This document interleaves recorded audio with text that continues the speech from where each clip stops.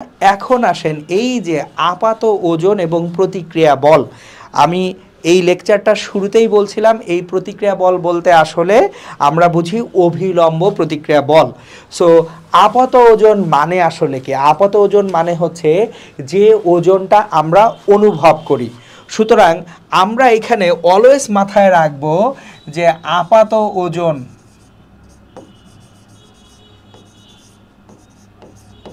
মানেই হচ্ছে আসলে অভিলম্ব প্রতিক্রিয়া বল।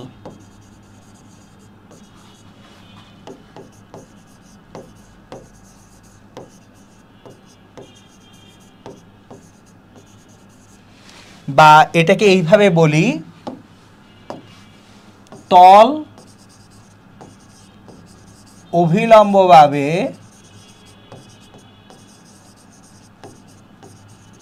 বস্তুর উপর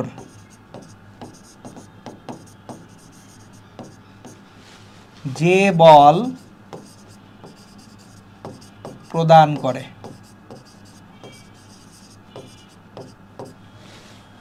চলেন এই জিনিসটা একটু জাস্ট আমি হালকা বোঝানোর চেষ্টা করি। যে ধরেন একটা বস্তু, একটা ভারী বস্তু আমি যদি শূন্যে ধরে রাখতে চাই, লেটস সে আমার পকেটে একটা ক্যালকুলেটর আছে, আমি ক্যালকুলেটরটা শূন্যে এইভাবে ধরে রাখতে চাই, এই ক্যালকুলেটরটা শূন্যে এইভাবে ধরে রাখতে চাই, তাহলে আমাকে কি করতে হচ্ছে? একটা বল দিতে হচ্ছে না? এই বলটা যেটা দিতে হচ্ছে সেটা ওজনের সমান এবং বিপরীতমুখী। তাহলে আমরা যদি একটা তলে কোনো একটা বস্তুকে রাখি, এই তলের উপরে একটা বস্তু এখানে রেখেছি, তাহলে এই বস্তুটার ওজনটা তলের উপরে কাজ করতেছে। এখন তাহলে বস্তুর যে ভরকেন্দ্র আছে, ভরকেন্দ্র থেকে ওজনটা কোথায় অ্যাপ্লিকেবল হচ্ছে? নিচের দিকে। এইবার তলটা এই বস্তুটাকে একটা অভিলম্ব প্রতিক্রিয়া বল আর দিচ্ছে। এখন খেয়াল করেন, তাহলে এই বস্তুর ভরকেন্দ্র থেকে কি আসতেছে? একটা বল ওজন mg আসতেছে এবং তলটা একটা অভিলম্ব প্রতিক্রিয়া বল আর দিচ্ছে। এখন এই আর কিন্তু ওজনের প্রতিক্রিয়া বল না, কারণ ওজনটা অ্যাকচুয়ালি মহাকর্ষ বল আর আরটা হচ্ছে তলের অভিলম্ব বল। সুতরাং আমাদের কনফিউশনগুলো তৈরি হয় বইয়ে যেহেতু বলছে প্রতিক্রিয়া বল, আমরা ধরেই নিই এটা ওজনের প্রতিক্রিয়া বল। না, এই প্রতিক্রিয়া বলটা হচ্ছে অভিলম্ব বল, অ্যাকচুয়ালি কার? তলের অভিলম্ব বল। তাহলে তল অভিলম্ব বল কত দিচ্ছে? আর। এখানে ওজন কত? mg। এখন তাহলে এই যে দেখেন, একটা বস্তুর ভরকেন্দ্র বরাবর একটা ওজন নিচের দিকে কাজ করতেছে, একটা অভিলম্ব বল বা নর্মাল ফোর্স উপরের দিকে কাজ করতেছে। তাহলে আর সমান mg হলেই তো বস্তুটা কি থাকবে? এই যে এই সারফেস বা তলে স্থির থাকতে পারবে।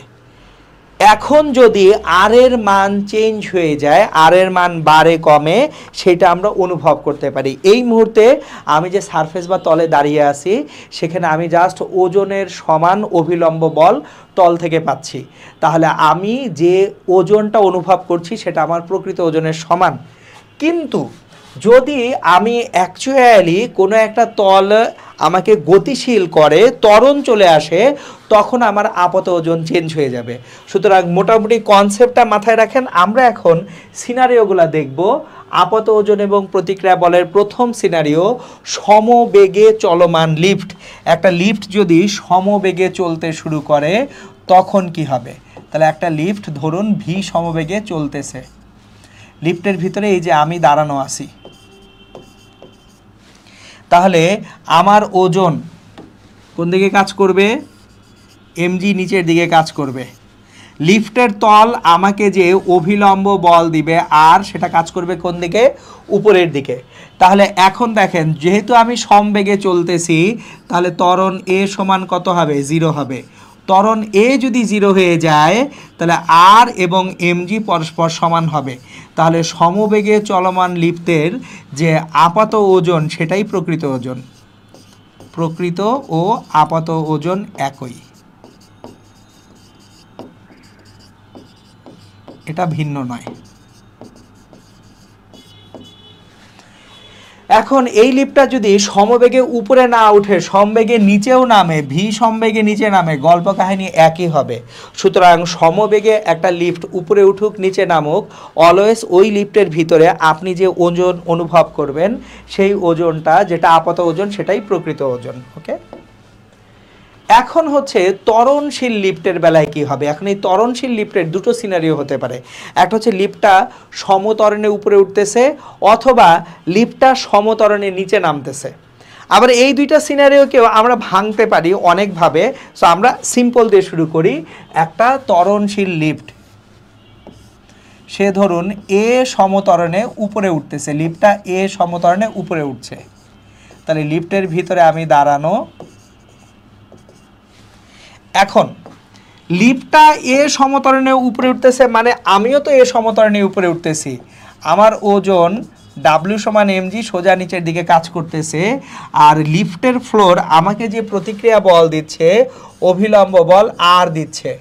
এখন অবশ্যই এখানে আর গ্রেটার দ্যান এমজি, না হলে তো আমি উপরে উঠতে পারতাম না। দেখেন, আমাকে যদি কাউকে উপরে তুলতে হয় ওজনের থেকে বেশি মানের বল দিতে হবে অবশ্যই। তাহলে এই যে তলটা আমাকে যে ঊর্ধ্বমুখী অভিলম্ব বলটা দিচ্ছে, সেই অভিলম্ব বলটা আমার ওজন থেকে বেশি বলেই আমি অ্যাকচুয়ালি এ সমত্বরণে উপরে উঠে যেতে পারতেছি। তাহলে আর গ্রেটার দ্যান এমজি যদি হয়ে থাকে, আর মাইনাস এমজি এটা লব্ধি বল।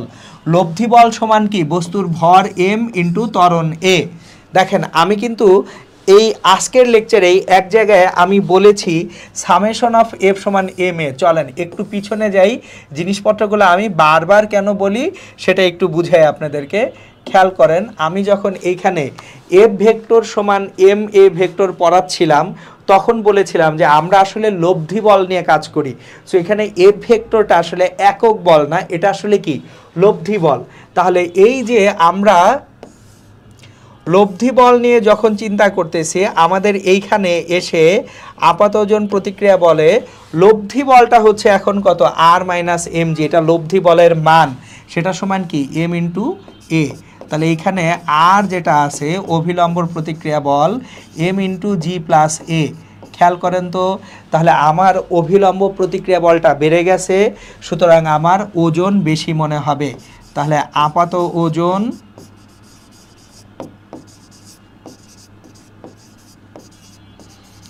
বেশি বলে মনে হবে।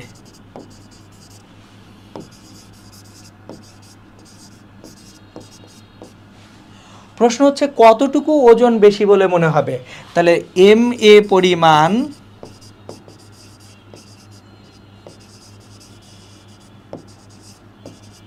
ওজন বেশি বলে মনে হবে।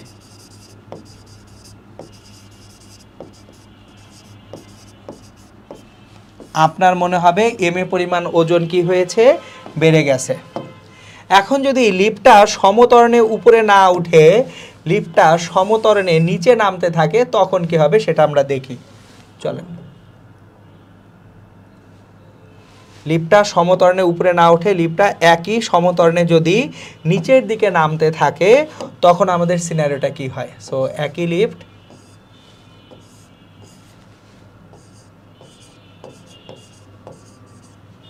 সে এখন এ সমত্বরণে কি করছে?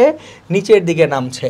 তাহলে এ সমত্বরণে নিচের দিকে যদি নামে, এইখানে আমি যে আছি আমার উপর ওজন এমজি সোজা নিচের দিকে কাজ করতেছে, আর তল যে ঊর্ধ্বমুখী একটা প্রতিক্রিয়া, তলের প্রতিক্রিয়া বল দিচ্ছে, এটা হচ্ছে এখন আর। তাহলে এইবার অবশ্যই এমজি আর থেকে বেশি, না হলে কি নিচের দিকে লব্ধি বল হবে? হবে না। ত্বরণ আমার নিচের দিকে, তার মানে আমার উপরে যে বলগুলি কাজ করতেছে সেই বলগুলির লব্ধি অবশ্যই কোন দিকে হবে? নিচের দিকে কাজ করবে। তাহলে MG is less than R, MG is less than R. তাহলে MG minus R equals to M A. তাহলে R equals to M G minus A. তাহলে এখন আমার যে অভিলম্ব প্রতিক্রিয়া বল সেটা কি হচ্ছে? কমে গেল। তাহলে আপাত ওজন কম বলে মনে হবে। এই সিনারিওতে আপাত ওজন কম বলে মনে হবে।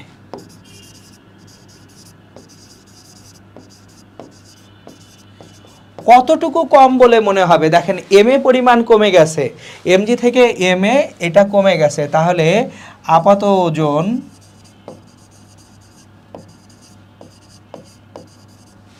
এম এ পরিমাণ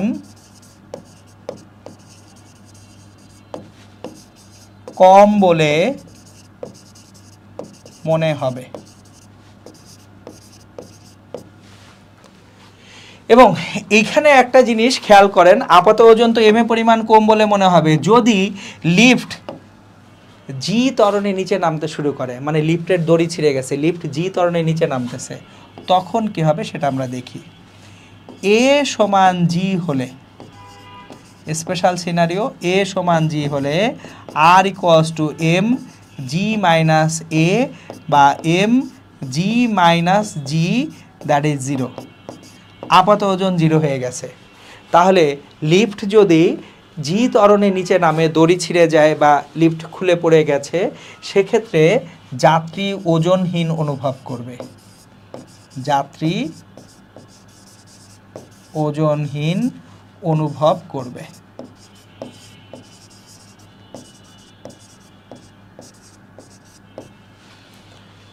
ওকে, তাহলে এই ছিল আপাত ওজন বা প্রতিক্রিয়া বলের বেসিক আন্ডারস্ট্যান্ডিংগুলো। আমরা একটু ম্যাথমেটিক্যালি জিনিসগুলো দেখব। দেখেন, একটি লিফটের ছাদে আটকানো একটা স্প্রিং তুলার হুক থেকে 3 কিলোগ্রাম ভরের বস্তু ঝুলছে। তাহলে লিফটের ছাদে একটা স্প্রিং আছে, স্প্রিং তুলা মানে আসলে এটা একটা ভর বা ওজন মাপার যন্ত্র। তাহলে 3 কিলোগ্রাম ভর ঝুলছে স্প্রিংয়ের নিচে। লিফটটি যখন 0.25 মিটার পার সেকেন্ড স্কোয়ার ত্বরণে উপরে উঠতেছে, 0.2 মিটার পার সেকেন্ড স্কোয়ার ত্বরণে নিচে নামছে এবং 0.1 মিটার পার সেকেন্ড সমবেগে উঠছে, তখন স্প্রিং তোলার পার্টগুলা কী কী হবে? দেখেন, আমরা কিন্তু এই সিনারিওগুলাই আলোচনা করেছি। তাহলে সমাধানের সময় 1 নম্বর, যখন A equals to 0.25 metre per second square, কোন দিকে? ঊর্ধ্বমুখী।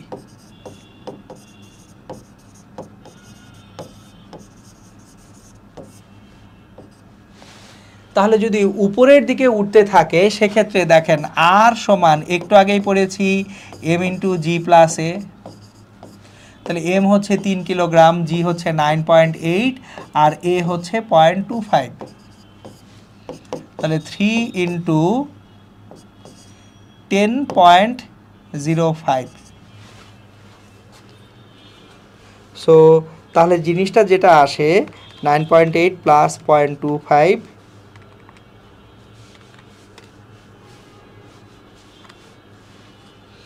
এখন তাহলে এটা 30.15 নিউটন।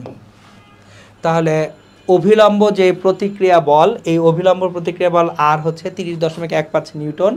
আর তাহলে এইটার যদি এখন চিন্তা করি যে এইটার তাহলে আপাত ভর কত হবে, তাহলে আপাত ভর হবে এই যে 30.15 নিউটন যেটা আমরা পেলাম, এটাকে 9.8 দিয়ে ভাগ করলে আমরা যেটা পাবো, মনে হবে এটার ভর অ্যাকচুয়ালি বেড়ে গেছে 3.076, কিন্তু আমরা আপাত ওজনটাই রাখি 30.15 নিউটন।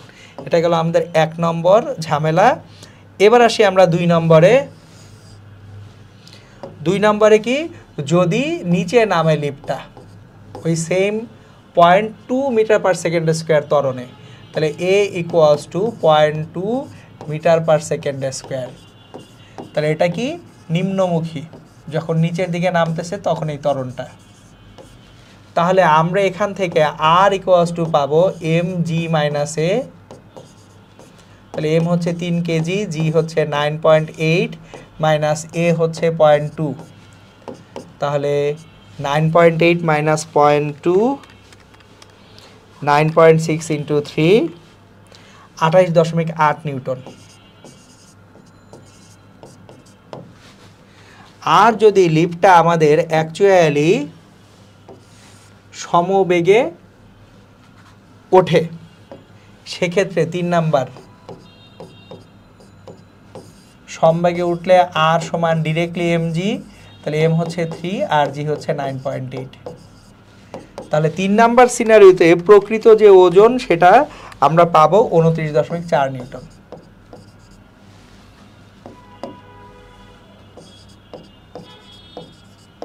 তাহলে এই ছিল আমাদের আপাত ওজন বা প্রতিক্রিয়া বলের সিনারিওগুলো, যে কিভাবে কি হয় সেটা আমরা দেখে ফেললাম। এখন আমরা সেকেন্ড যে ম্যাথটা করব সেটা হচ্ছে, দেখেন একটা লিফটের মধ্যে একটা বস্তু ফেলে দেওয়া হবে। একটি lift 3 metre per second square ত্বরণের নিচে নামছে। লিফটের ফ্লোর থেকে 6.7 মিটার দূরে অবস্থানকালে লিফট থেকে একটি বল ফেলা হলো। আসলে দূর না বলে উচ্চতা বলাটা বেটার। কোশ্চেনে দূর বলছে, এই দূরটা আসলে ওয়াই অক্ষ বরাবর উচ্চতায়। তাহলে লিফটের মেঝে থেকে 6.7 মিটার উচ্চতা থেকে একটা বল ফেলা হলো। অভিকর্ষীয় ত্বরণ 9.8 মিটার পার সেকেন্ড স্কোয়ার হলে কত সময় পর বলটি ফ্লোরে আঘাত করবে? এখন আপনি কোন সিস্টেমের মধ্যে আছেন? আপনি কি বাইরে আছেন? আপনি আছেন লিফটের ভিতরে। প্রসঙ্গ কাঠামো বা জড় প্রসঙ্গ কাঠামোর আলোচনাটা খুব জরুরি এইখানে, যে আমরা যখন কোনো সূত্র ব্যবহার করি কোন প্রসঙ্গ কাঠামোর ভিতর সূত্রগুলো ব্যবহার করছি সেটা জরুরি। আমি কিন্তু এখন বাইরে নাই, ভূমিতে নাই, আমি আছি লিফটের ভিতরে।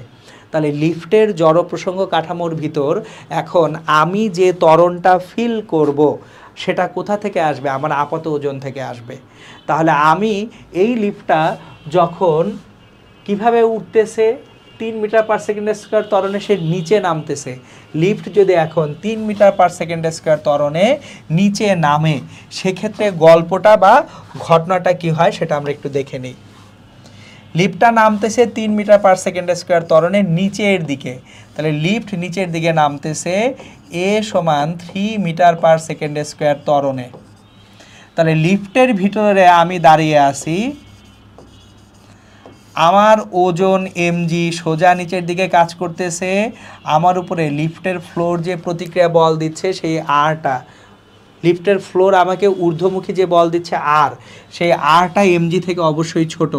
So mg minus R equals to ma বা R equals to m into G minus A. তাহলে লিফটের ফ্লোর এর উপর আমি দাঁড়ানো, আমার কাছে মনে হবে ত্বরণটা জি মাইনাস এ, আমার কাছে ত্বরণটা জি বলে মনে হবে না।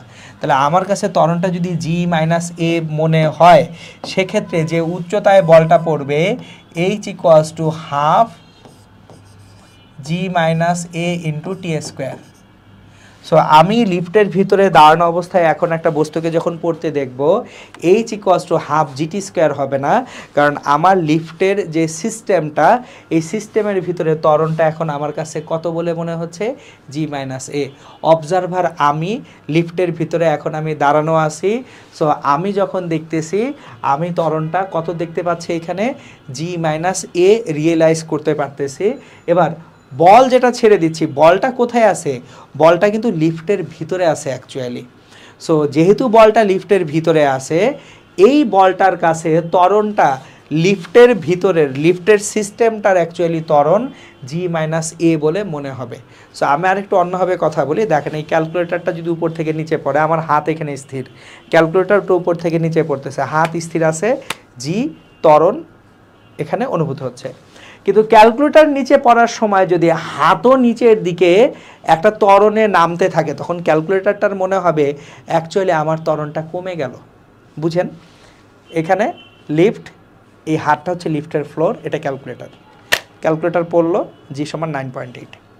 এখন ক্যালকুলেটর পড়ার সময় আমার যদি লিফট ঊর্ধ্বগামী হয়, লিফট ঊর্ধ্বগামী হয়েছে, ক্যালকুলেটরের মনে হবে আমি তাড়াতাড়ি ফ্লোরে পড়ছি, ত্বরণটা জি প্লাস এ। আর যদি ক্যালকুলেটর নিচে পড়ার সময় আমার হাতটাও নিচে নামে, তখন মনে হবে ত্বরণটা জি মাইনাসে, পড়তে বেশি সময় লাগতেছে। সো তাহলে এখানে এইচটা কত মিটার? এইচ হচ্ছে 6.7 metre, half into G minus এ 9.8 মাইনাস ত্বরণে হচ্ছে 3 ইন্টু টি স্কোয়ার। তাহলে এখান থেকে আমরা যেটা পাবো 6.7 into 2 13.4 equals to 6.8 T square, বা T square equals to 13.4 divided by 6.8। So T equals to 13.4 divided by 6.8, এটাকে রুট ওভার যদি করে দেই 1.40377, 1.403 সেকেন্ড। তাহলে এই যে বস্তুটার লিফটের ফ্লোরে পড়তে যে সময় লাগবে, সেই সময়টা অ্যাকচুয়ালি কত? 1.403 সেকেন্ড। ওকে, এইবার আপাত ওজন এবং প্রতিক্রিয়া বলের আমি এখানে বলছি বিশেষ অবস্থা। সো আসলে এই বিশেষ অবস্থাগুলা একটু ইউনিক। কীরকম? ধরেন একটা লিফট উপরের দিকে উঠতেছিল, হঠাৎ করে লিফটের থামতে হবে। লিফট ঊর্ধ্বগামী ছিল কিন্তু লিফটের থামতে হবে, তাহলে আমার বল দিতে হবে কোন দিকে?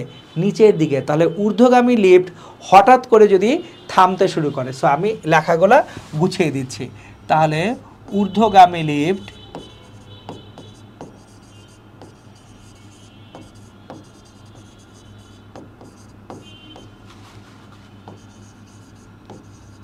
থামলে, তাহলে ঊর্ধ্বগামী লিফট যদি থামে, তাহলে যে সময়টুকুতে সে থামবে, এখানে ভি ঊর্ধ্বগামী কিন্তু এ নিম্নগামী।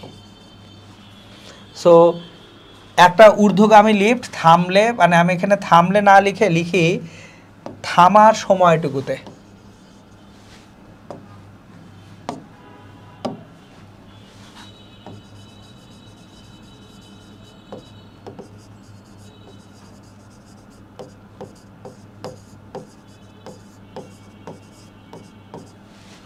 তাহলে একটা ঊর্ধ্বগামী লিফট যে সময় থামতেছে, যতক্ষণ ব্রেক হচ্ছে, ওই সময়টুকুতে ত্বরণ কিন্তু এ নিচের দিকে।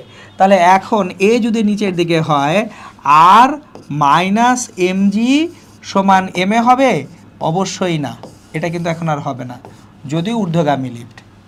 সো লিফট ঊর্ধ্বগামী হলেও ত্বরণ কোন দিকে সেটা আপনার মাথায় রাখতে হবে। তাহলে একটা জিনিস মাথায় রাখবেন, লিফট ঊর্ধ্বগামী হইলেই আর ইকুয়ালস টু এম ইন্টু জি প্লাসে করবেন না। দেখবেন লিফট কি ঊর্ধ্বগামী হলেও ত্বরণ কোন দিকে। সো ঊর্ধ্বগামী লিফট থামতেছে, যে সময় জুড়ে থামতেছে ওই সময় জুড়ে ত্বরণ এ নিচের দিকে, তাহলে R equals to M G minus এ।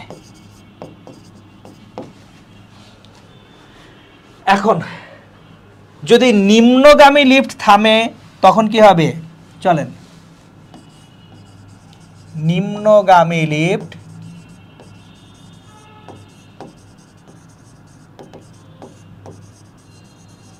থামার সময়টুকুতে,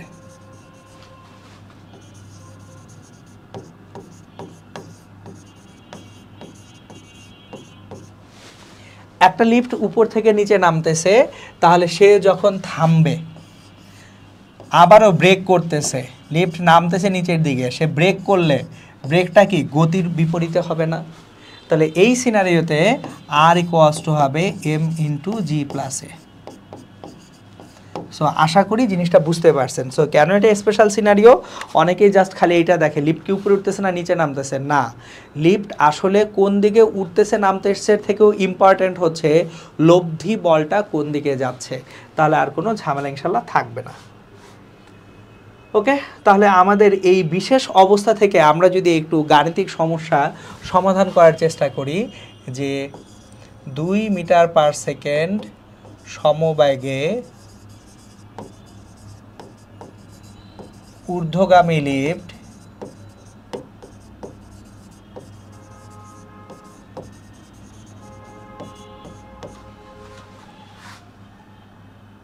ওয়ান 1.5 সেকেন্ড সময়ে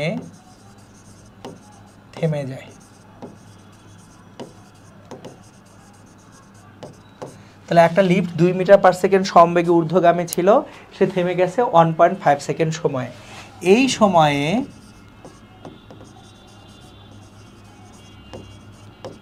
ষাট কিলোগ্রাম ভরের লিফটের যাত্রীর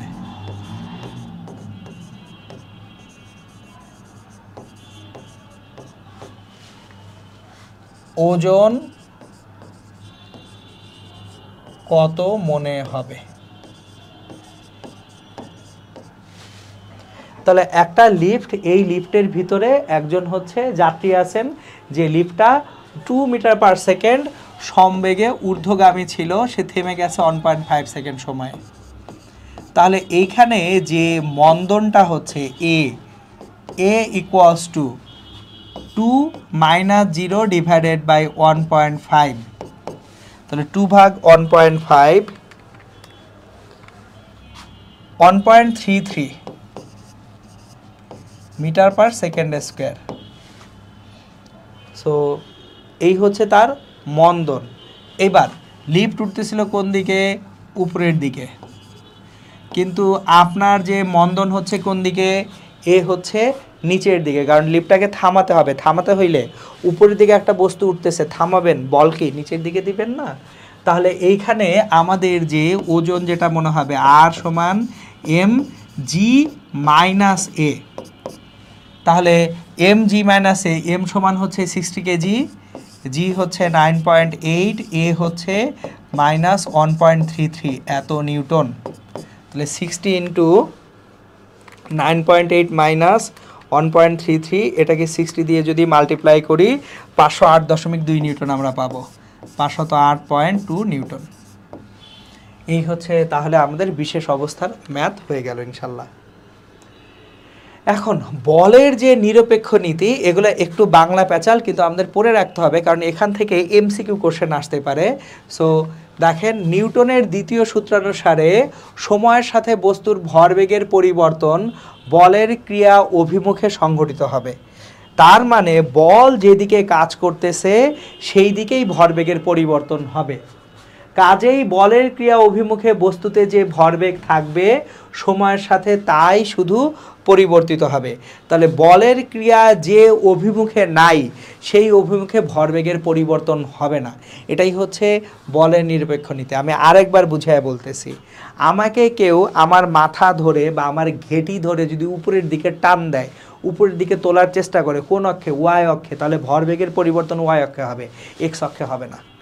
আর যদি কেউ যদি আমাকে এক্স অক্ষ বরাবর ধাক্কা দেয় তাহলে ভরবেগের পরিবর্তন এক্স অক্ষে হবে, তখন ওয়াই অক্ষে কোনো ভরবেগের পরিবর্তন হবে না। সুতরাং আমরা অ্যাকচুয়ালি এই কনসেপ্টটাই ভেক্টরে উপাংশ আকারে পড়ে আসছি। যে উপাংশ আছে যে অক্ষে সেটা নিয়ে কাজ হবে, যে অক্ষে কোনো উপাংশ নাই সেটা নিয়ে কোনো কাজ নাই। তাহলে যদি আপনি বলটা এক্স অক্ষে দেন, ওয়াই অক্ষে কোনো ভরবেগের পরিবর্তন হবে না। বলটা যদি ওয়াই অক্ষে দেন, এক্স অক্ষে কোনো ভরবেগের পরিবর্তন হবে না। ওকে, এখন এই যে এইখানে যে অংশটুকু এখন দেখতেছি, দেখেন একাধিক বলের ক্ষেত্রেও একের ক্রিয়া অন্যের দ্বারা প্রভাবিত হবে না। একটা বল তার ক্রিয়া করতেছে একদিকে, আর একটা বল তার ক্রিয়া করতেছে আরেক দিকে। সো প্রতিটা বলই আলাদা আলাদাভাবে বস্তুর ভরবেগের পরিবর্তন করতে পারবে, এবং আমরা সবগুলা ভরবেগের পরিবর্তনের লব্ধিটা অ্যাকচুয়ালি পরবর্তীতে যে পাবো। সো বস্তুর উপর বলের ক্রিয়ার এই বৈশিষ্ট্যকে কি বলা হয়? বলের নিরপেক্ষ নীতি বা ভৌত নির্ভরশীলতা বলা হয়। এই কারণে কিন্তু আমরা বলগুলোর লব্ধি বল সুন্দর মতো নির্ণয় করে ফেলতে পারি। এখন নিউটনের গতির দ্বিতীয় সূত্র থেকে আমরা আসলে কি কি জিনিসপত্র জানি, এগুলো হচ্ছে এই যে মেডিকেল টাইপ কোশ্চেনের জন্য জরুরি। বস্তুর ত্বরণ প্রযুক্ত বলের সমানুপাতিক হয়, এফ সমান এম এ, সেটা তো জানি। তারপর কি জানি? বলের ক্রিয়া বন্ধ হয়ে গেলে বস্তুটির ত্বরণ বা মন্দন থাকে না। অবশ্যই যখন বলের ক্রিয়া যতক্ষণ থাকবে ততক্ষণ ত্বরণ বা মন্দন থাকবে, বলের ক্রিয়া শেষ, ত্বরণ বা মন্দনও শেষ হয়ে যাবে। তারপর কি? বলের অভিমুখেই ত্বরণের অভিমুখ। ওকে, বল যেদিকে ত্বরণ সেদিকে। এবং লাস্টলি, বস্তুর উপর বল ক্রিয়া করলে বস্তুটি ত্বরণ নিয়ে চলতে থাকে। বস্তুর উপর যদি বল ক্রিয়া করে বস্তুটি কি ত্বরণ নিয়ে চলতে থাকে।